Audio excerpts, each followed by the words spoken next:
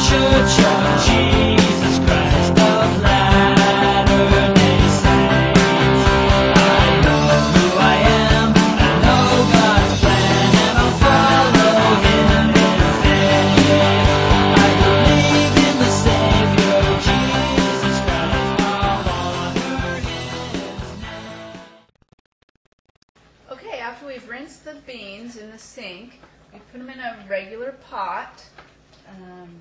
And then we cover the pot, or cover the beans about halfway with warm water. We put them on the stove and we just bring them to a boil. And the reason we do this is just to help the beans absorb a little bit more water. It'll help them soften up better for the pressure cooking process.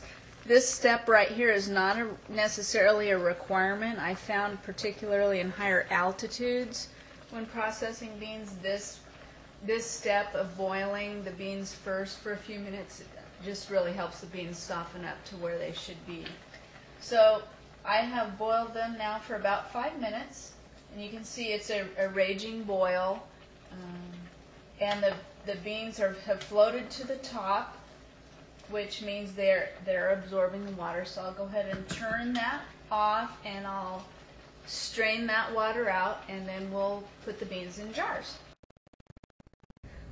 Okay, now we've rinsed the beans, or poured the hot boiling water out from the stove. We pour that into the sink, and then we're ready to put the beans into the jars. And what I've done, I've selected quart jars. These are canning jars. Some people refer to them as mason jars. You never want to use a jar that's been processed for like mayonnaise or something. You always want to get jars that are specifically produced for canning, for home canning. And what we do is we use a large funnel. It's got a large ring at the bottom that allows things to flow through, large things to flow through. And we put a cup of beans in each jar, and you can see I've already filled some jars. And you'll notice we have beans left over. I had mentioned that we had 7 cups of beans measured out.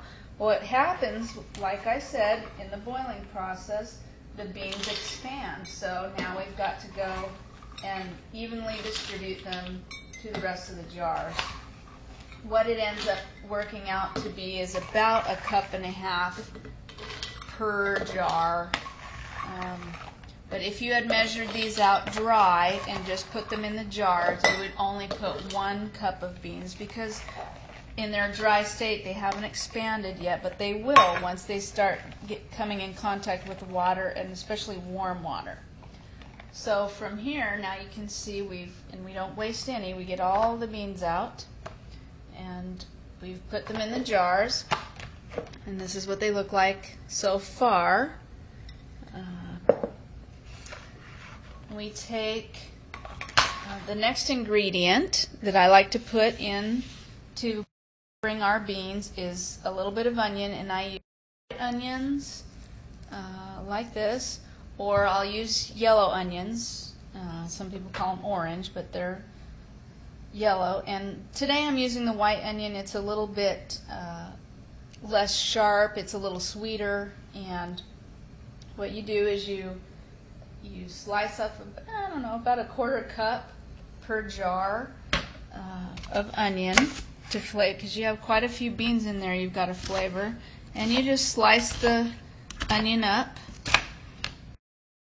not dicing it, but just chopping it up a little. And then you just about a handful.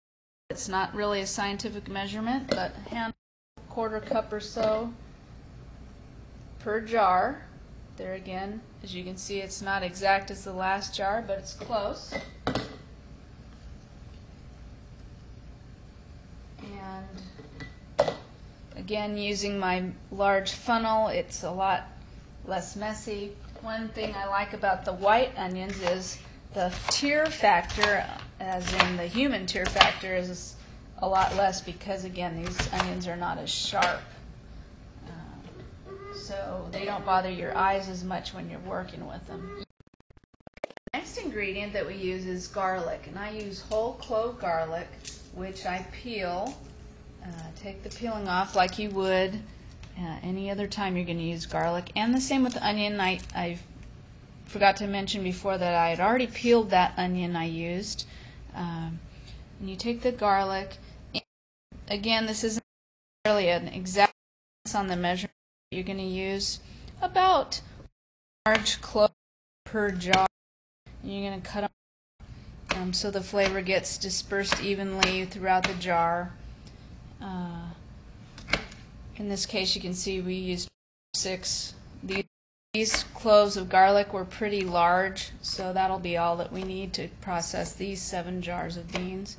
And you just cut them up, not dice them, don't dice them too small, just an average cut 5 or 6 times across each clove. And then again, once they're cut up, you're using your large funnel. You'll take about a teaspoon, a large teaspoonful of whole clove garlic, sometimes a little more per jar. That way you get a nice even flavor. And this worked out just perfectly for 7 jars. The next ingredient, there are only 2 more ingredients. For processing, for a quart, you need a teaspoon of canning salt. And the reason this is called canning salt is because it is non-iodized. If you were to use iodized salt, it would oftentimes make your food have sort of a metallic taste. And so we use non-iodized salt, and sometimes it'll be termed canning and pickling salt or canning salt, but basically it just means there's no iodine in it. And for quarts we use a teaspoon, and if we were only making pints, which would be half this size, we would just use a half a teaspoon of salt. But that's a critical ingredient. And then the last ingredient is water. Okay, then the next thing we're going to do is add water to our jars of beans. And what we do is we fill them up, leaving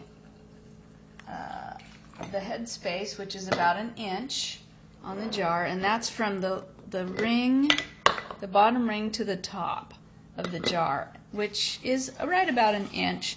Most recipes will tell you to leave a 1 inch head space, and that's the space they're referring to, because the contents of the jar need room to boil in there, and that gives it the space to do that. It also allows for any air bubbles to come up into that area. So we fill up the jars. You notice you'll see some air bubbles toward the top of the jar, to the top of the head space, and we're going to take care of that by running a plastic spatula down in to remove those bubbles.